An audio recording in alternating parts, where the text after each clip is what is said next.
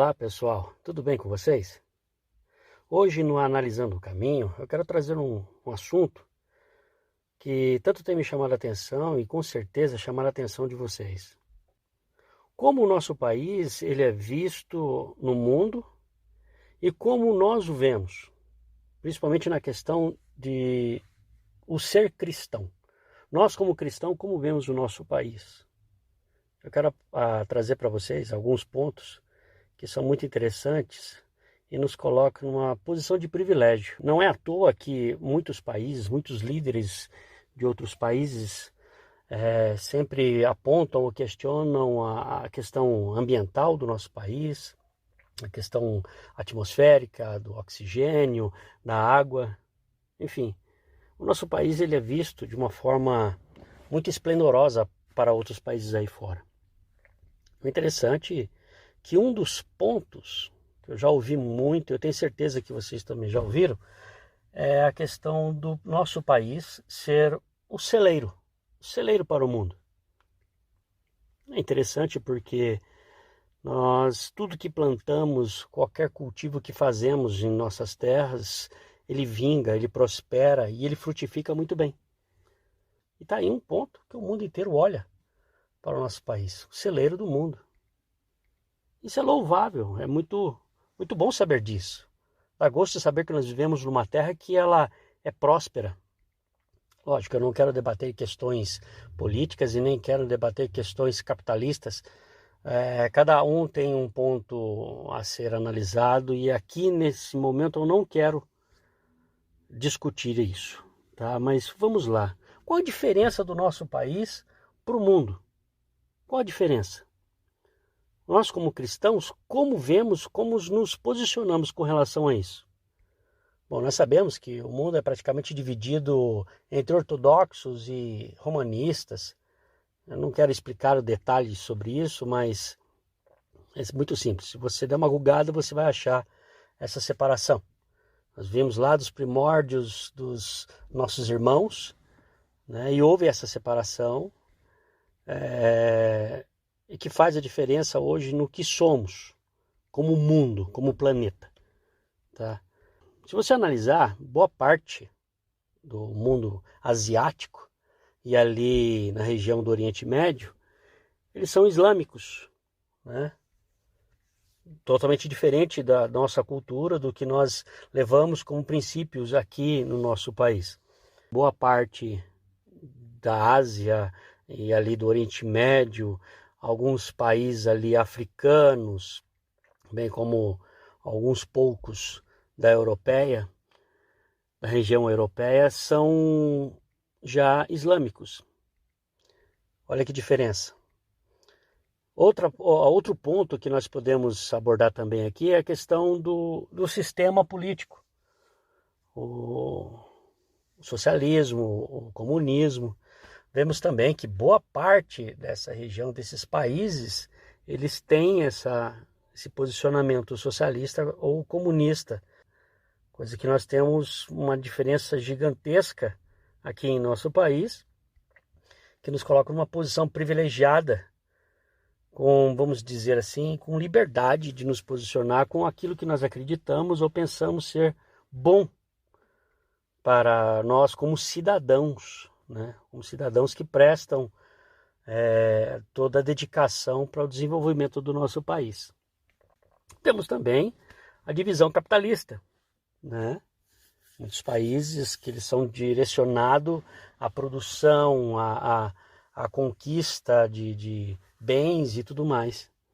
Mas por que eu estou comentando, apontando essas diferenças geográficas, né? Alguns dizem geopolítica. Por que eu estou apontando isso? Porque nós, sendo um país cristão, de uma totalidade cristã, não é 100%, mas da sua totalidade cristã, tem o privilégio de ser diferenciado nesses pontos, mas a priori, algo que mais faz a diferença para nós é a questão da nossa liberdade de adoração. Um país laico, porém, uma boa proporção no nosso país ela é cristã. E o que me chama a atenção nesse ponto para o mundo? O que me chama a atenção dessa diferença de nós, aqui do nosso país, para com o mundo? Como eu acabei de comentar, essas divisões nos colocam em questão de privilégio, de destaque, porque nós temos uma promessa. Houve uma certa feita aí um cristão, como posso dizer, um pastor. O nome dele é Guilhermo, se não me engano é Guilhermo Maldonado. Ele comentou que o nosso país precisa voltar para Deus, precisa resgatar a promessa e a chamada de Cristo, a chamada de Deus para o nosso país. Bom, eu sou cristão e eu tenho comigo esse posicionamento que nós temos que buscar a Deus, como lá em Crônicas, em 2 Crônicas, acho que se não me engano no capítulo 7, fala aquele que invocar o nome do Senhor, ele sarará a sua terra. E quando eu ouvi esse pastor, esse pregador, comentando que nós devemos resgatar o chamado de Deus, eu acredito que 2 Crônicas trata bem essa questão do como nós devemos buscar a Deus. É um momento propício, né? É um momento propício com relação a isso, porque nós devemos sim buscar a Deus para que Ele venha ter misericórdia, venha renovar a nossa visão, né? Os nossos conceitos com relação à sua verdade, né? E outro ponto que faz a diferença e que nos coloca também em questão de destaque é que por muito tempo eu ouvi vários pregadores, né, dizendo: nós somos o berço do avivamento. Berço do avivamento. E muitas vezes eu não consigo entender o porquê que hoje o povo sofre. O povo ele anda numa certa decadência da sua fé, do seu posicionamento com relação a Deus. Eu não consigo entender isso, porque se nós temos a promessa de um país berço do avivamento, assim como somos vistos por muitos países como celeiro para o mundo, nós também temos esse posicionamento, esse chamado de Deus como o país do avivamento para o mundo. E aí o porquê? O porquê que isso não tem acontecido? O porquê que isso está tão morto, tão definhado no nosso meio? Tá, eu não quero generalizar, dizer que é culpa de todos, mas boa parte se esqueceu do seu chamado, de sua convocação, de sua capacitação diante de Deus, qual Deus o colocou, o chamou e o encheu com o seu espírito. E aí que está o ponto, é nisso que eu quero comentar a verdade dessa nossa análise de hoje. Em Efésios, no seu capítulo 1, 2 versículos que eu quero que vocês analisem comigo, vai mostrar o porquê que nós muitas vezes sofremos sem uma lógica de fato. Diz assim, Efésios 1, 13 e 14. Nele também vocês, depois que ouviram a palavra da verdade, o evangelho da salvação, tendo nele também crido, receberam o selo do Espírito Santo da promessa.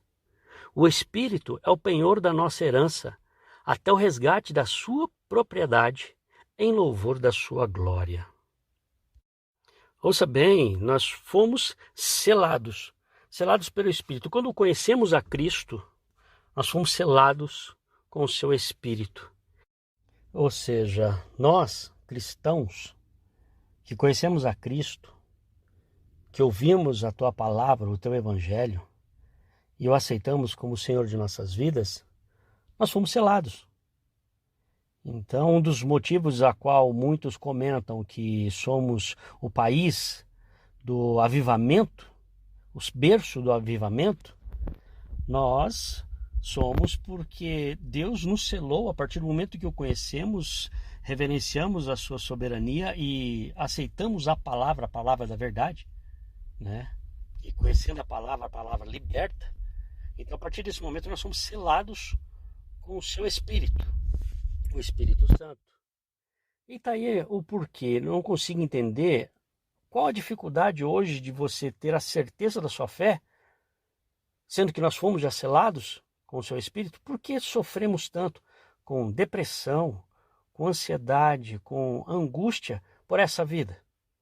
Por que quando aparece uma peste que nos atrapalha a questão do nosso trabalho, do nosso convívio social, da nossa razão de viver aqui nessa terra, por que nós sofremos tanto, sendo que nós fomos selados com o Espírito?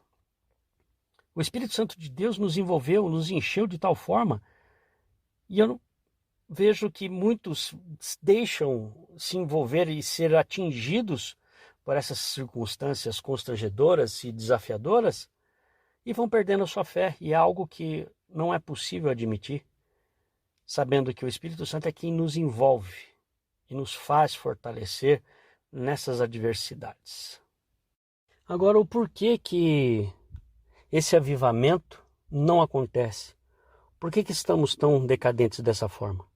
Primeiro, se a gente analisar Efésios 4, no versículo 30, nós temos o seguinte: não entristeçam o Espírito de Deus, no qual vocês foram selados para o dia da redenção. Olha, mais uma vez apontando que nós fomos selados para o dia da redenção, nós fomos selados pelo Espírito Santo de Deus. O Espírito de Deus, ele é o selo que testifica que nós reconhecemos de fato Cristo como Salvador e acreditamos na sua palavra. Mas o porquê que isso não acontece e tudo parece que está superior a isso, tudo parece que está acima da verdade de Deus? Justamente porque muitos entristecem o Espírito de Deus, estão entristecendo o Espírito Santo de Deus. E aí que está. Como que nós podemos mudar isso e de fato ser o berço do avivamento para as nações? É muito simples, é só a gente fazer o que diz lá em 1 Tessalonicenses 5,19. Não extinguir o Espírito Santo, não apagar a chama do Espírito Santo, sabendo que é o Espírito Santo que nos fortalece e nos faz lembrar de todas as coisas. O próprio Jesus nos ensinou sobre isso. Ele disse que enviaria o Consolador, que nos faria lembrar de todas as coisas que ele nos ensinou e nos faria vencedores para fazer a sua boa obra. E é isso que nós precisamos fazer hoje. Não extinguir mais o Espírito de Deus. E sim, nos encher do Espírito. Falando sempre com salmos, hinos, cânticos espirituais, cantando e louvando com o coração ao Senhor. Ou seja, devemos estar atentos e prontos para deixar o Espírito Santo nos envolver, nos encher, fazer de nós realmente avivados para que o mundo seja impactado pelo poder de Deus, pelo poder sobrenatural de Deus em nossas vidas. Sabe, nós praticamente esquecemos do que Deus fez por nós. Lá em Atos dos Apóstolos mostra, lá no partir do capítulo 2, diz lá quando veio um vento impetuoso e tomou a casa, né, e de repente encheu toda a casa, né, e todos aqueles que estavam sentados viram línguas de fogo que se repartiram e pousaram sobre cada um deles. O interessante é que todos foram cheios do Espírito Santo, começaram a falar em novas línguas, segundo o Espírito Santo lhe concedia. Estava todos ali em Jerusalém, né, homens piedosos de todas as nações, e começaram a ouvi-los em suas próprias línguas. Por que lá naquele tempo isso aconteceu e hoje nós estamos tão a desdém dessa maravilha? Por quê? Sendo que é tão simples. Outro fato interessante é o que aconteceu também em Atos no capítulo 4 e o verso 30, que diz assim: E quando estendes a tua mão para fazer curas, sinais e prodígios por meio do nome do santo servo Jesus, tendo eles orado, tremeu o lugar onde estavam reunidos. Todos ficaram cheios do Espírito Santo e com ousadia anunciavam a palavra de Deus. Olha que interessante. Essas coisas só acontecem por causa do Espírito Santo de Deus.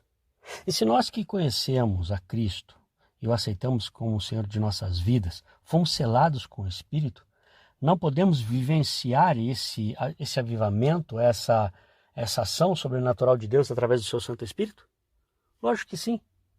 E é por isso que eu insisto e teimo em dizer, se somos realmente selados pelo Espírito de Deus, nós também devemos buscar essa ação sobrenatural de Deus através do seu Espírito. Nós devemos buscar de Deus o entendimento nas nossas questões para que Ele possa ser glorificado em nossa ação pelo seu Santo Espírito. Porque é o selo que testifica de que Ele é conosco e de que Ele nos reconhece como enxertados na videira. Nós fomos enxertados na videira porque nós ouvimos a palavra que é Cristo, ela quem trouxe a verdade ao nosso entendimento, e nós nos entregamos a Cristo, a verdade, a palavra, e Ele nos encheu com o teu Santo Espírito. Assim, então, nós podemos nos beneficiar da sua graça através do seu Santo Espírito, pois Deus o reconhece por causa disso. Você quer prova maior a respeito desse assunto? Então vamos lá em João 14, no versículo 11 em diante, diz assim: Creio que eu estou no Pai e o Pai está em mim. Creio ao menos por causa das mesmas obras. Em verdade, eu digo para vocês que aquele que crê em mim fará também as obras que eu faço, e outras maiores ainda fará, porque eu vou para junto do Pai. E tudo o que vocês pedirem em meu nome, isso eu farei, a fim de que o Pai seja glorificado no Filho. Se me pedirem alguma coisa em meu nome, eu farei. Se vocês me amam, guardarão os meus mandamentos, e eu pedirei ao Pai que ele lhes dê o Consolador, a fim de que esteja com vocês para sempre, que é o Espírito da verdade, que o mundo não pode receber porque não o vê e nem o conhece. Porém vocês o conhecem, porque ele habita com vocês e estará em vocês. Olha que maravilha! Então, não permita que o desânimo, não permita que a ansiedade, a depressão tome conta da sua vida. Busque a Deus e peça: Deus, use a minha vida, envolva-me com o teu Santo Espírito e me encha com a tua glória, para que as pessoas vejam o teu poder tomando esse mundo, essa situação, transformando essa situação em glória para o teu nome, Deus. Busque a Deus. Busque a Deus e permita que o Espírito Santo, o selo da verdade, te inunde e te envolva com poder e glória. E assim Deus seja glorificado e as nações vejam que aqui no nosso país tem um povo abençoado, dirigido pelo teu Espírito Santo, e que tem o avivamento nas mãos, porque acredita e crê que Deus o resgatou e o selou com o teu Espírito Santo. Louvado seja Deus.